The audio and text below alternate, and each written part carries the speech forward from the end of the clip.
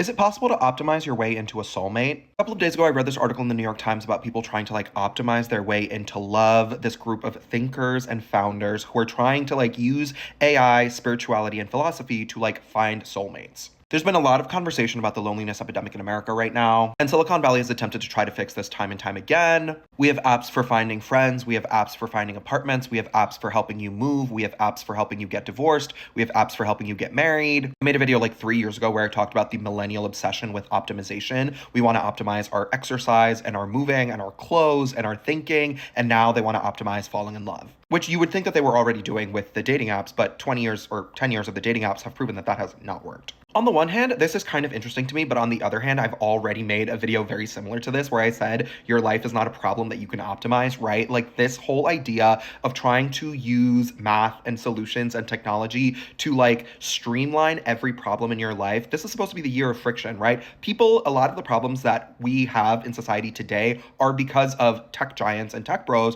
trying to optimize their way out of us ever experiencing any pain or any emotions. On the last day of 2025 over on Substack, I wrote about all of the dating crises that we're currently in, right? In my pinned video right at the top of my profile, I talked about this season of Love Island and the way that everyone is existing in the state of emotional arrested development. Everyone is cold. Everything is weird right now. People are having problems dating in their 20s, 30s, 40s, 50s, and 60s, right? Something is clearly broken in the state of Denmark. And unfortunately, I do not think that these are people who are going to help us out of this swamp, right? I normally don't do screenshots of articles, go read the article, but this one just really stood out to me. People's surveys after interactions. I've seen people do surveys after a date and it's give me feedback. And he specifically is well, I'm a product. The reporter's no, you're not. And he says, I don't want my life to be shaped by forces that I can't understand. And I'm baby, everyone's life is shaped by forces that they can't understand, right? That's sociology. This might be a San Francisco thing, but there is also a weird undercurrent of political stuff going on where a lot of the people at these events tend to be further right than you would expect.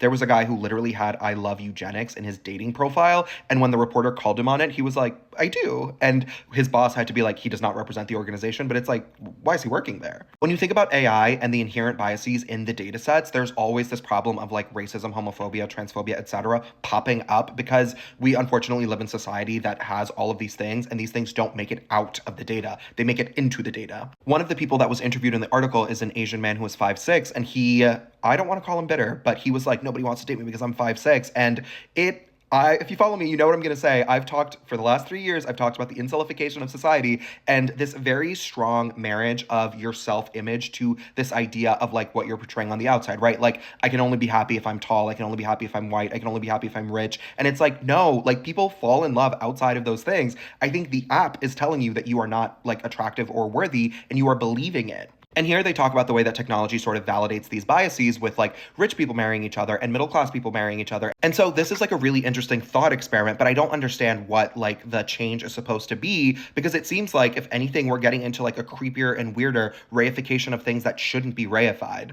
Some of these people were trying to matchmake and manifest a partner that doesn't exist, right? They're getting so specific, it's giving Materialists, which I said was the movie that perfectly explains dating in 2025. This is all stuff that I've already talked about, and I'm seeing it happen in real time, and I'm no, you cannot go up to a computer or an app or an AI and say, give me someone who is 6'6" and makes $500,000 a year and is going to be nice to me and is going to love me forever, because and at the same time, these people sort of being obsessed with this idea of optimizing every single thing in their life. We are already living in a society where people don't want to go outside and don't want to shop in person and don't want to talk to each other. We have that whole discourse about the Gen Z stare and retail workers being mean to people and people being mean to retail workers post lockdown. There are so many things that can be sort of tied back into this idea of optimization that I'm this is the last thing that needs to be optimized, I fear.